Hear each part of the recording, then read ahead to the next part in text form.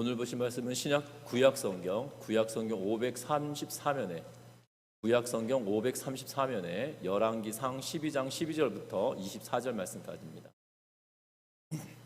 열왕기상 12장 12절부터 24절 말씀까지 구약성경 534면에 있습니다. 제가 가지고 있는 성경은 구약성경 534면에 열왕기상 12장 12절부터 24절 말씀까지를 제가 한 절 읽고 여러분들 한 절 읽고 교도가 읽도록 하겠습니다. 3일 만에 여로보암과 모든 백성이 르호보암에게 나아왔으니 이는 왕이 명령하여 이르기를 3일 만에 내게로 다시 오라 하였습니다. 왕이 후악한 말로 백성에게 대답할세 너희의 자문을 버리고 어린 사람들의 자문을 따라 그들에게 말하여 이르되 내 아버지는 너희의 멍에를 무겁게 하였으나 나는 너희의 멍에를 더욱 무겁게 할지라. 내 아버지는 채찍으로 너희를 징계하였으나 나는 정갈 채찍으로 너희를 징치하리라 하니라. 백성의 말을 듣지 아니하였으니 이 일은 여호와께로 말미암아 난 것이라.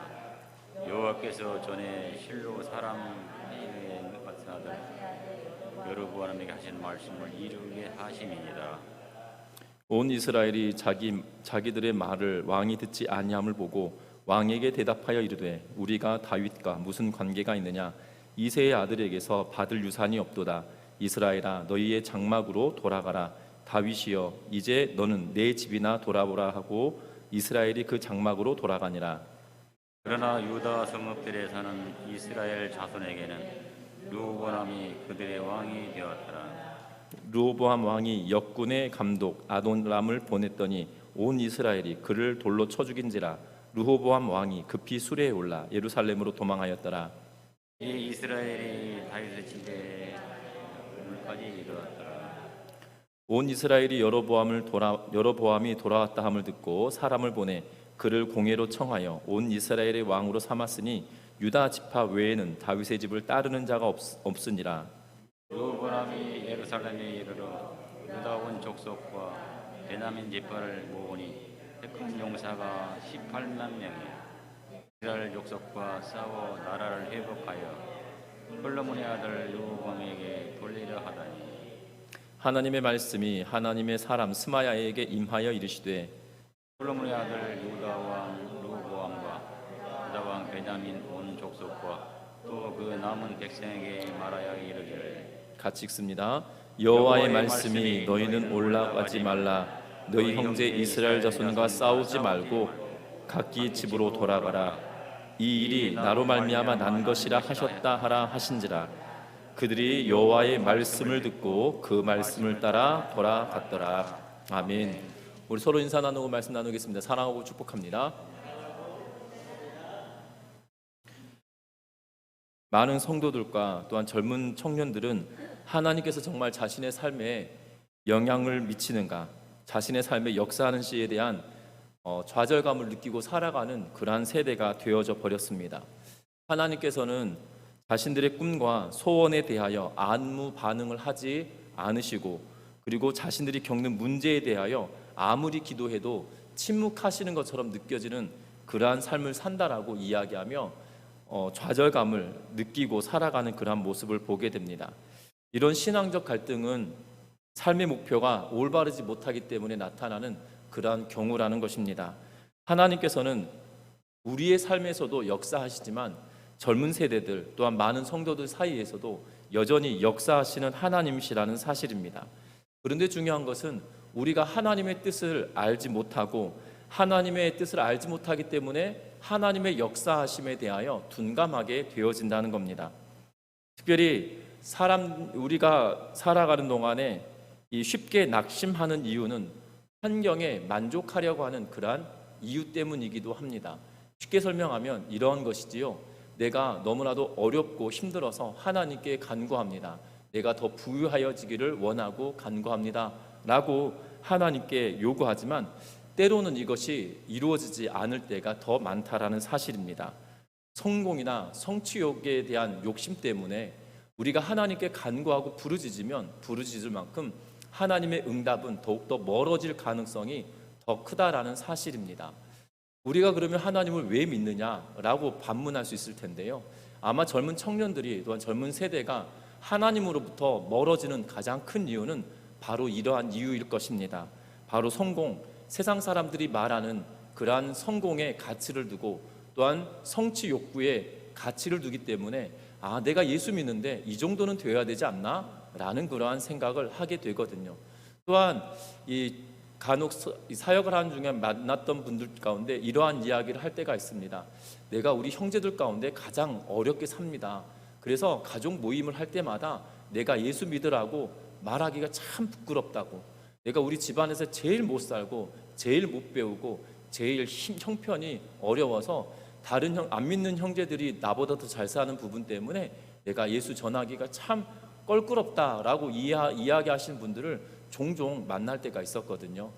여러분들, 예수 그리스도를 믿고 살아간다는 것은 우리가 가난하였던 우리가 부하여지고, 건강하지 못하였던 우리가 건강해지고, 또한 명예가 없던 우리가 명예를 갖게 되어지는 그러한 쉽게 말하면 엘리베이터 같은 역할을 하는 것이 하나님이 아니시라는 거예요.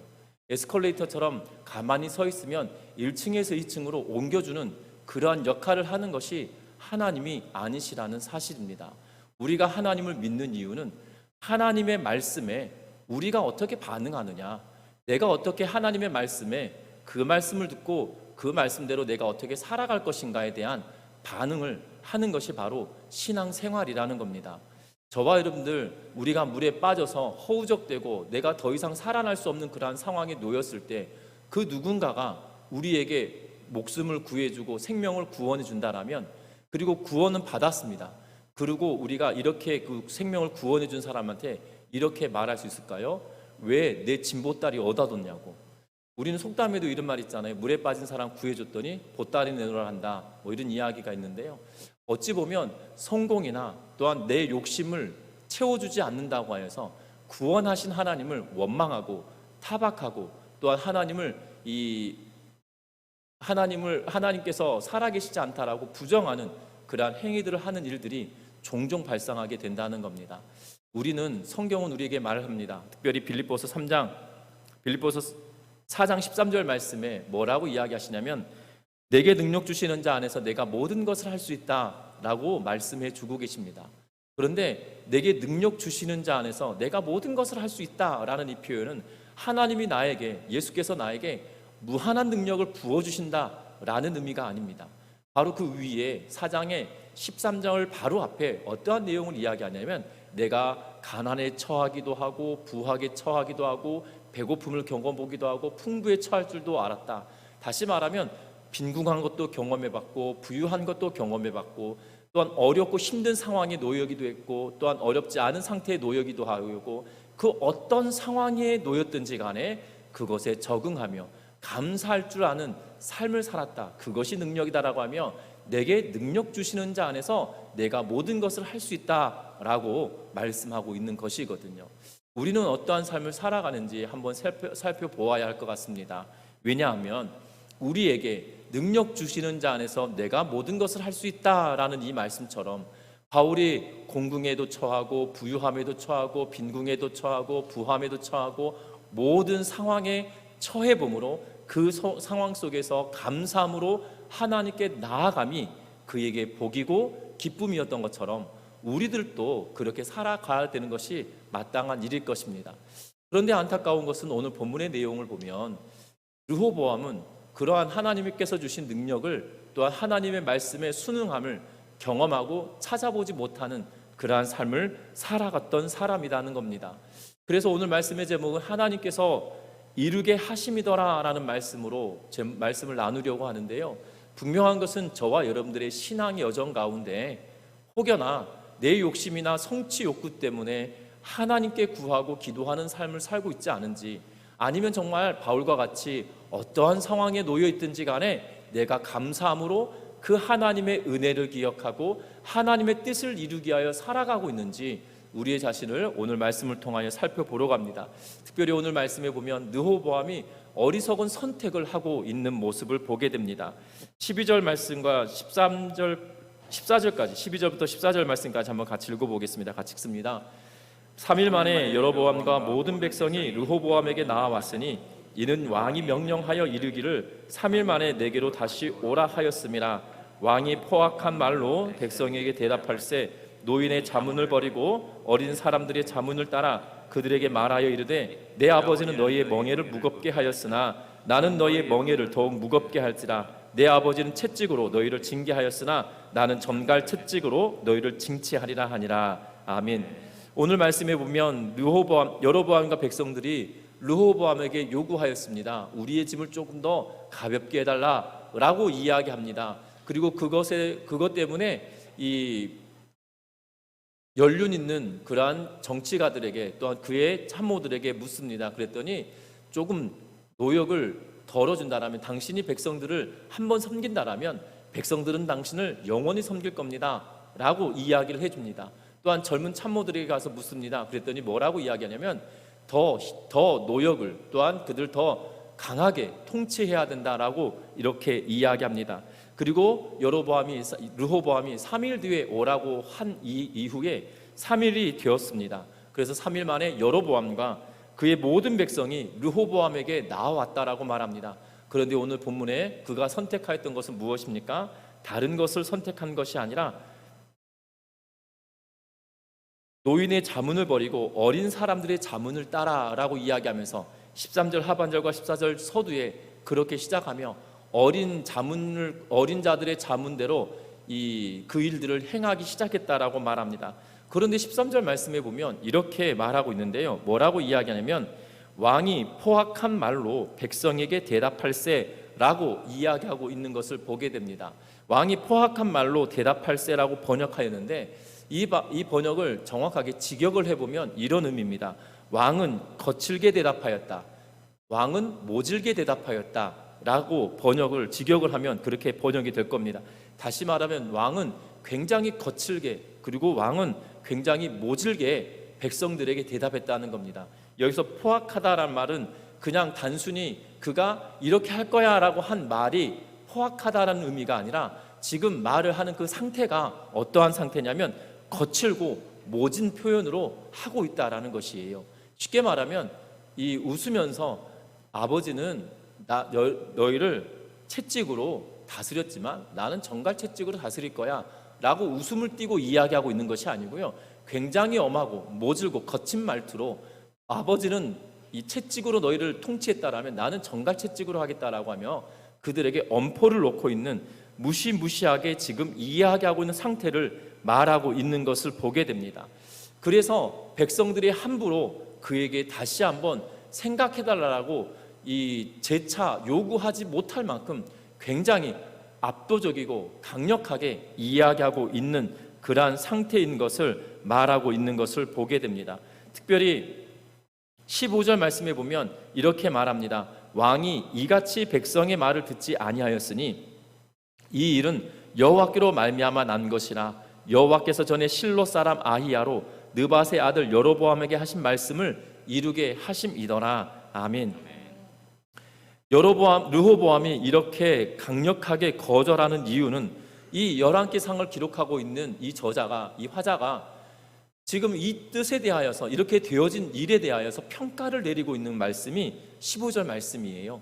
그냥 르호보암이 미련하고 르호보암이 포악하기 때문에, 악한 사람이기 때문에 이렇게 말한 것이 아니라 이 모든 상황은 다 하나님께로부터 시작된 것이다 라고 말하고 있으며, 이것이 하나님의 사람 아히야로 말미암아 느밧의 아들 여로보암에게 하신 말씀을 이루게 하시기 위하여 이 모든 과정을 하나님께서 하게 만드신 것이다 라고 평가를 하고 있는 것을 보게 된다는 겁니다. 분명한 것은 하나님의 관점에서 보면 르호보암은 굉장히 어리석은 선택을 한 것입니다. 그리고 하나님은 르호보암에게 이것도 저것도 선택할 수 있는 자유의지를 그에게 주었습니다. 그러나 그가 선택한 것은 결국 하나님의 뜻이 이 나라를 나누고, 솔로몬의 죄악으로 말미암아 나라를 나누고, 또한 여로보암에게 10지파를 주겠다고 하신 그 약속을 따라 그들에게 그 약속을 이행하시기 위한 하나님의 계획 가운데 주권 아래 그가 놓여지게 됐다는 사실입니다. 분명한 것은 하나님은 솔로몬의 죄악의 문제를 심판하기 위하여 이 이야기를 하셨고, 또한 이 언약을, 약속을 하고 계시는 것을 보게 되었다는 겁니다. 르호보암은 하나님을 더욱더 알았다라면, 르호보암이 하나님을 더욱더 알고 하나님의 말씀에 귀를 기울이는 그러한 삶을 살아오는 사람이었다라면 아마 이것에 대한 선택도 달라지지 않았을까라는 생각이 들어진다는 겁니다. 르호보암은 하나님의 백성들이었던 이스라엘 백성들의 요구를 거절하고 그들의 요구를 거절함으로 말미암아 어려움의 문제에 봉착하게 되었다는 겁니다. 그가 이러한 선택을 함으로 말미암아 어떤 결과를 낳게 됩니까? 16절과 17절 말씀을 통해서 보면 남과 북이 나누어지는 그러한 상황을 보게 됩니다. 16절에 보면 이렇게 기록합니다. 같이 읽어봅니다. 온 이스라엘이 자기들의 말을 왕이 듣지 아니함을 보고 왕에게 대답하여 이르되 우리가 다윗과 무슨 관계가 있느냐? 이새의 아들에게서 받을 유산이 없도다. 이스라엘아 너희의 장막으로 돌아가라. 다윗이여 이제 너는 네 집에나 돌아보라 하고 이스라엘이 그 장막으로 돌아가니라. 그러나 유다 성읍들에 사는 이스라엘 자손에게는 르호보암이 그들의 왕이 되었더라. 아멘. 이제 이스라엘 사람들이 뭐라고 이야기합니까? 우리가 다윗과 무슨 관계가 있느냐라고 이야기합니다. 그리고 이새의 아들에게서 받을 유산이 없다라고 이렇게 딱 잡아 이야기합니다. 놀라운 것은 이새의 아들에게서라는 표현이에요. 그들은 다윗 왕에 대한 놀라운 생각을 가지고 있습니다. 왜냐하면 이스라엘의 국기에 있는 그 중간에 있는 6꼭지가 있는 별의 모습을 두고 다윗의 별이다라고 표현을 하거든요. 지금까지도 이스라엘 사람들은 다윗을 위대한 인물로 받아들입니다. 아마 이때에도 마찬가지로 위대한 인물로 받아들였기 때문에 지금까지 위대한 인물로 받아들이지 않겠나라는 생각이 들어집니다. 우리가 그렇지 않겠습니까? 세종대왕을 위대한 왕이다라고 그 누구도 생각하지 않았어요. 당시의 사람들이. 그러면 그 세종대왕을 지금에 살고 있는 우리가 위대하고 정말 대단한 왕이다라고 여길까요? 그렇지 않을 것 같습니다.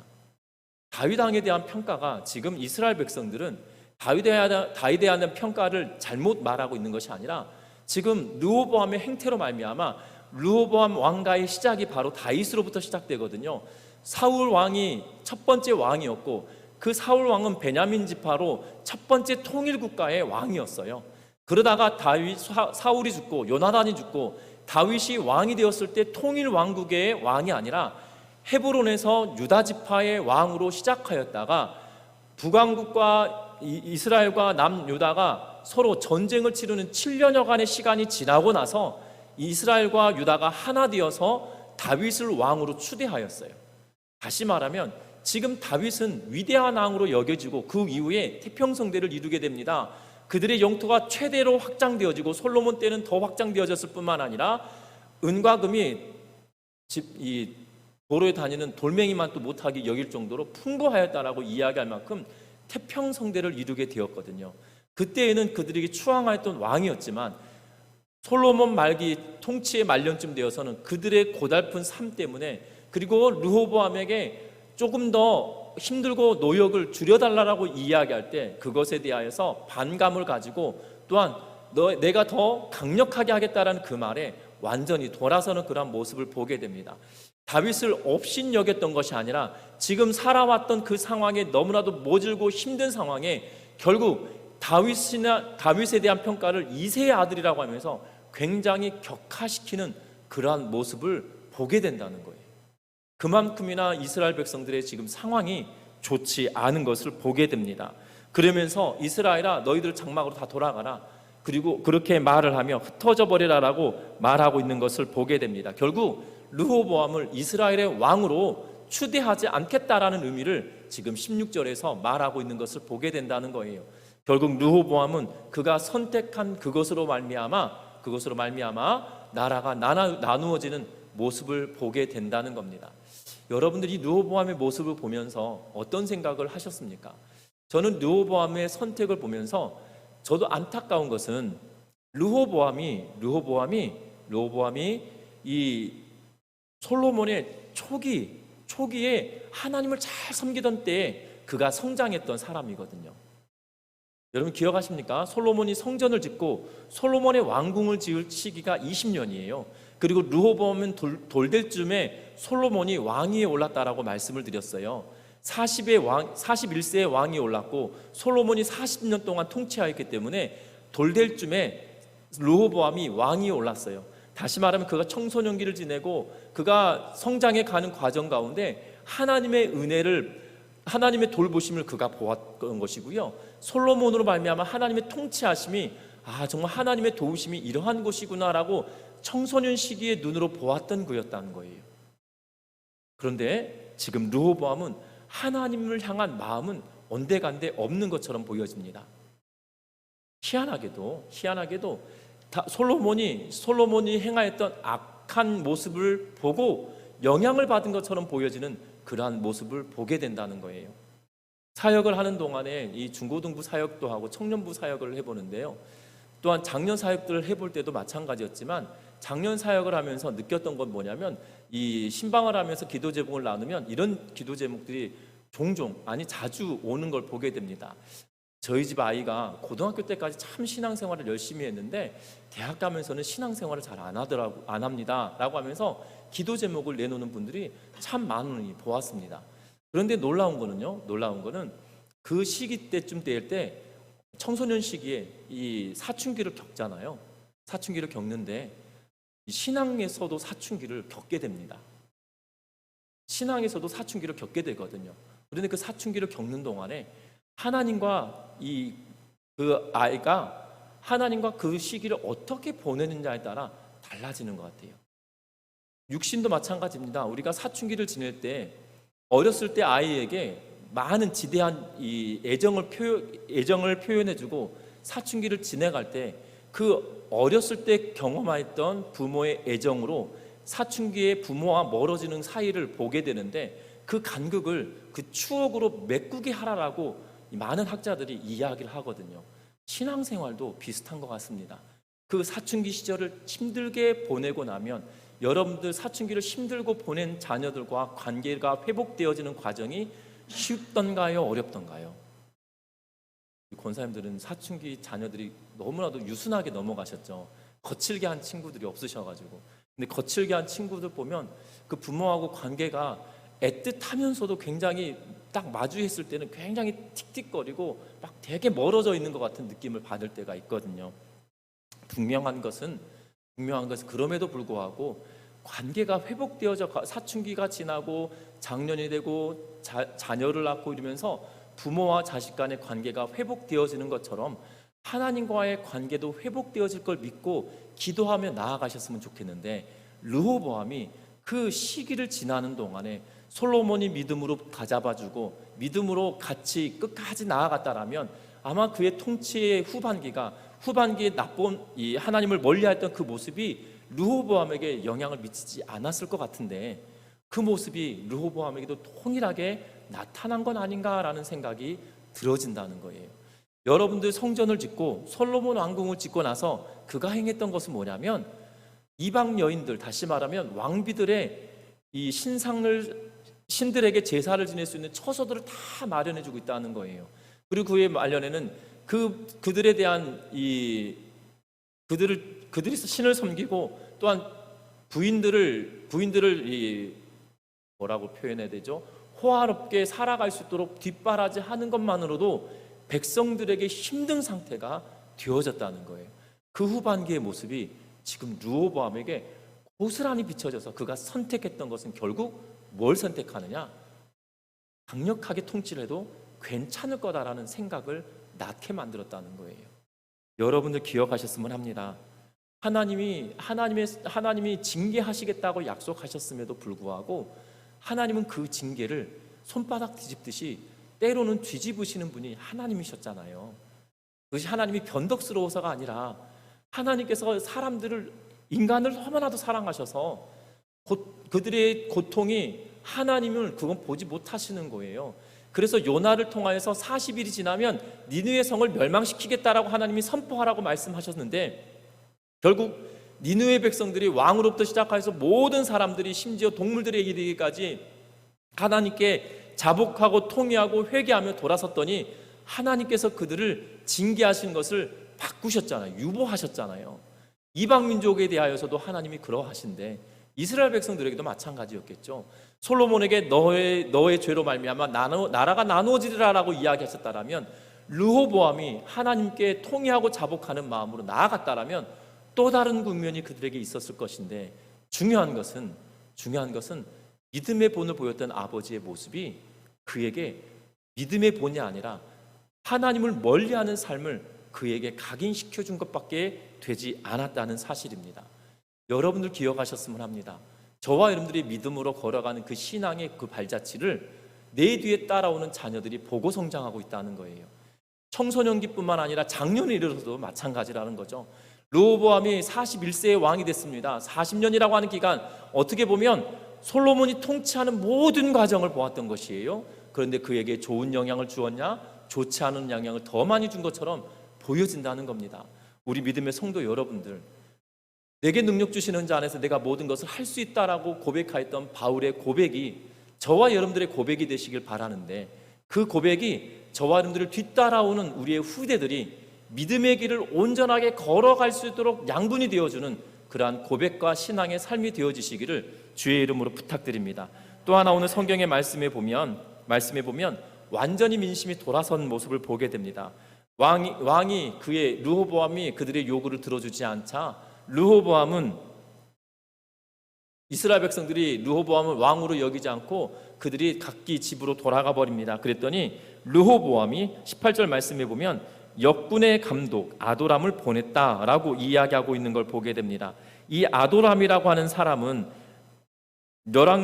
사무엘하 20장 24절에 보면 다윗 왕 때의 인물입니다. 사무엘하 20장 24절에 뭐라고 기록하고 있냐면, 아도람은 감역관이 되고 아힐룻의 아들 여호사밧은 사관이 되고 라고 이야기하면서, 여기서 아도람은 이 사무엘하 20장 24절에 기록되어져 있는 그러한 인물과 같은 인물로 보여집니다. 뿐만 아니라 열왕기상 4장 6절에 기록되어져 있는 아도니람이라고 하는 사람도 있는데요, 이 아도니람이라고 하는 사람과 동일한 인물로 보여져요. 그런데 사무엘하 20장 24절은 다윗 왕 때 있었던 사람들의 직책을 두고 기록해 놓고 있는 거거든요. 그리고 사무엘하 20장 24절은 다윗 왕 때, 그리고 열왕기상 4장에 기록된 것은 솔로몬 통치 초기에 그들의 직책에 놓고 있는 것을 보게 됩니다. 지금 40년이 지나고 나서 지금 이 아도람이 동일한 인물로 감역관, 이 노동의 감독관으로 역할을 하고 있어요. 그래서 그를 보내고 있는 걸 보게 됩니다. 여러분들 한 직책에 40년 이상 그곳에 있었다라면 어떤 사람일 것 같으십니까? 40년 이상, 쉽게 설명하면 이런 거예요. 우리나라가 뭐 왕정 정치는 아니지만 뭐 왕정이라고 예를 들면, 대통령이 왕이라 생각하면 뭐 전라북도 군수가 뭐 왕의 신하겠죠. 근데 전라북도 군수가 너무나 왕의 신임을 받아서 40년 이상 전라북도 도지사를 하고 있다 생각해 보면 여러분들 어떤 느낌이 드시나요? 이 사람은 굉장히 유능하고 백성들을 잘 다스리고 백성들과 왕 사이에서 너무나도 역할을 잘하는 사람인 것처럼 보여지지 않겠습니까? 저 같으면 그럴 것 같아요. 그래서 르호보암이 역군의 감독 아도람을 보냅니다. 그런데 그들이 어떻게 합니까? 18절 말씀 같이 한번 읽어봅니다. 르호보암 왕이 역군의 감독 아도람을 보냈더니 온 이스라엘이 그를 돌로 쳐 죽인지라. 르호보암 왕이 급히 수레에 올라 예루살렘으로 도망하였더라. 아멘. 아도람을 어떻게 하고 있다고 합니까? 돌로 쳐서 죽였다라고 말합니다. 여러분들 잘 생각해 보시면 40년 이상 그 직책에 있었다는 것은 일을 잘하는 사람이라는 거고, 또한 백성들과 서로 협력을 잘하는 사람이라는 거예요. 그런데 우리가 간과해서는 되지 않는 것이 뭐냐면, 다윗 왕 때는 어떤 때였다고요? 태평성 때였다고요. 솔로몬 왕 집권 초기에 어땠다고요? 태평성 때였다고요. 그러면 태평성대일 때 이스라엘 백성들의 노동의 감독관은 어떤 역할이었을 것 같으세요? 이 이스라엘 백성들의 감독관의 역할은 백성들과 이 감독관의 사이는 어떤 상태였을 것 같으십니까? 태평성대 때는 굉장히 유대감이 좋은 상태였던 거겠죠. 반면에 이제 태평성대 시기가 지나 솔로몬 통치의 후기가 되어지면, 솔로몬이 하나님을 멀리함으로 말미암아 적어도 세 번에 걸친 반란이 일어났어요. 3번이나 되는 반란이 일어난 통치 기간에 여러분들 태평성대가 가능한 일일까요? 가능하지 않은 일일까요? 태평성대에는 반란이 일어나지 않아요. 여러분들 한국 역사의 조선의 역사를 보더라도 반란과 밀란이 일어날 때는 언제인가요? 태평성대가 아니라 백성들의 고역이 너무나도 힘든 때거든요. 3번에 걸쳐서 반란이 일어났다는 것은 태평성대가 아니라 고역의 시대를 살아가고 있던 그때예요. 그때는 감독관은 어떠한 사람인 것 같으십니까? 우리가 속되게 일본 순사보다 악질인 거죠. 그런데 40년이라고 하는 기간 동안 그 자리에 있었기 때문에 어떻게 보면 르호보암은 간과했을 것 같아요. 무엇을 간과했냐면 지금 백성들의 마음을 공감하는 것이 전혀 없잖아요. 그러하기 때문에 공감할 수 없는 아도람을 그들에게 보낸 거죠. 왜냐하면 어떻게 보면 일본 순사보다 더 악질인 상태로 보여지는 그 사람을 보내서 지금 전갈책직으로 징계하겠다, 통치하겠다고 했는데 그가 짠 나타난 것은 뭡니까? 그가 전갈책직인 거죠. 그래서 지금 아도람을 돌로 쳐 죽이는 사건이 벌어지게 됩니다. 여러분들 기억할 것은 정말 믿음으로 살아내는 그러한 삶을 보여주지 못하면 결국 그 믿음으로 살아내지 못하였던 르호보암은 어떤 상태에 이르렀습니까? 바로 공감할 수 없는 그러한 공감 능력이 떨어지는 그러한 인물로 성장할 수밖에 없는 상태에 이르렀다는 거예요. 저와 여러분들도 마찬가지입니다. 우리가 신앙으로 우리 스스로는 신앙생활하면서 하나님의 은혜로 취하여 살아갑니다. 그러나 우리 뒤를 따라오는 이들은 하나님의 은혜에 대하여 공감 능력이 떨어지는 인들로 만들어지는 이유는 그것이 아니라는 거예요. 내가 어떤 본을 보이며 살아내고 있냐는 거예요. 이중적인 삶을 살고 있지는 않습니까? 하나님을 섬기는 일에 있어서는 내가 행동보다도 말이 앞서고 하나님을 섬기는 일에 있어서는 정말 열심인 것 같으나 결국 열심이 아닐 때가 우리에게 있지 않냐는 거예요. 그것이 내 자손들은 다 보면서 성장한다는 거죠. 저희 집 아이들이 저기 있어서 우리 아빠를 노려보면서 우리 아빠는 잘하고 있나 집에 가서 한번 물어봐야 될 것 같긴 하지 두렵고 떨리는 마음이 있습니다. 설교할 때마다 애들 앞에 설교할 때마다 찔림이 조금 있거든요. 예, 저도 마찬가지로 본을 보이며 살아가야 될 것 같은데 감독관들이 있는 것 같은 느낌이 들어가지고 분명한 것은 제 삶을 바라보며 살아오는 자녀들도 믿음으로 걸어갈 수 있도록 그 하나님을 공감하며 하나님을 느끼는 그 공감 능력이 또한 사람들 사이에서도 나타나게 되어지는 것이거든요. 지금 르호보암은 그 공감 능력이 완전히 떨어져 버렸죠. 그래서 아도람을 보낸 거예요. 혹여나 사람을 보내려고 했다라면 이 상황을 수습할 거였다라면 아도람이 아닌 다른 사람이었어야 될 것 같다는 생각이 들어져요. 그런데 그에게는 아도람이 최적이었던 거고 아도람이 이미 고역의 시간에 이스라엘 백성들의 이 진액을 짜내는 그러한 역할을 감당했던 아도람을 보내므로 그것이 가능할 거다 여기는 그러한 상황을 만들었다는 겁니다. 그 일로 말미암아 아도람이 죽고 예루살렘으로 도피합니다. 그리고 나서 르호보암이 백성들을 모아서 전쟁을 하려고 합니다. 얼마의 백성들을 모읍니까? 18만 명이나 되는 수많은 사람들을 모아서 전쟁을 나아가려고 할 때 하나님은 하나님의 사람 스마야를 보내고 계시는 것을 보게 됩니다. 그래서 22절에 하나님의 말씀이 하나님의 사람 스마야에게 임하여 이르시되 라고 이야기하면서 전쟁을 하러 가지 말라고 24절에 말합니다. 이것은 하나님께로부터 난 것이다. 하나님께로부터 나온 것이기에 너희는 가지 말라고 이야기하고 있는 것을 보게 된다는 거예요. 여러분들 기억하셨으면 합니다. 이 이야기는 이 예언의 말씀은 2번에 걸쳐서 예언되었죠. 하나는 솔로몬에게, 한 번은 누구에게 있었습니까? 여로보암에게. 나라가 나누어질 거고 또한 나라가 나누어질 것에 대하여 이야기하고 솔로몬은 그의 아들 때에 이르러 나누어질 것에 대하여 약속해 주신 거죠. 그러면 저 같으면 아들에게 죽기 전에 이야기했을 것 같아요. 그의 아버지 다윗이 솔로몬에게 이야기했잖아요. 너는 적어도 3사람은 가만히 두면 안 된다 라고 이야기하면서 그 3사람에 대한 이야기를 하고 있죠. 그 3사람이 누구였습니까? 그의 형이었던 반역자, 그리고 요압, 그리고 하나는 시므이. 적어도 이 3사람에 대하여서는 그가 그냥 두어서는 안 될 것에 대한 이야기를 하고 있는 것을 보게 됩니다. 분명한 것은 이렇게 유언을 남기면서 그가 그것을 고민하고 그 문제를 해결하려고 했었잖아요. 그럼 솔로몬도 그래야 되지 않았을까 싶습니다. 르호보암 불러다 놓고 내가 범죄해서 하나님께서 나라를 나눈데, 근데 다행인 것은 나 때 그렇지 않는다고 하시더라. 나는 죽고 나면 네가 문제야 라고 하면서 말해줘야 되지 않겠나 싶어요. 그렇지 않겠습니까? 그런데 성경을 쭉 읽어보시면 12장까지 올 때까지 르호보암에게 그러한 이야기를 했냐? 아닌 것 같아요. 그리고 르호보암에게도 이러한 사실이 알려지지도 않은 것 같습니다.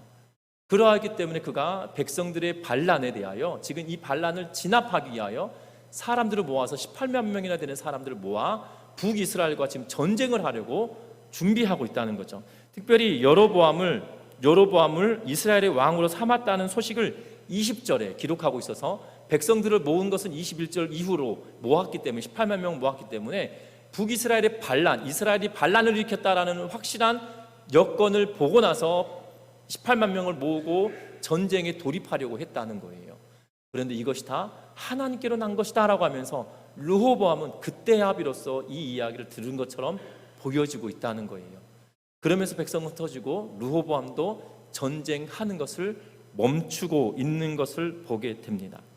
하나님께서는 극적으로 전쟁을 막으신 것이지만 어떻게 보면 믿음의 길을 선택하지 않았던 르호보암의 결과인 것이고, 솔로몬이 믿음의 길을 걸어가는 본을 보이지 않음으로 인한 그 결과물이었다는 겁니다. 저와 여러분들은 혹여나 우리의 신앙의 여정에 이러한 전철을 밟고 있지 않은지 우리의 자신을 다시 한번 돌이켜보며 나아가는 은혜가 있길 바랍니다. 말씀을 맺으려고 합니다. 하나님께서는 작정하시고 허용하시고 때로는 개입하십니다.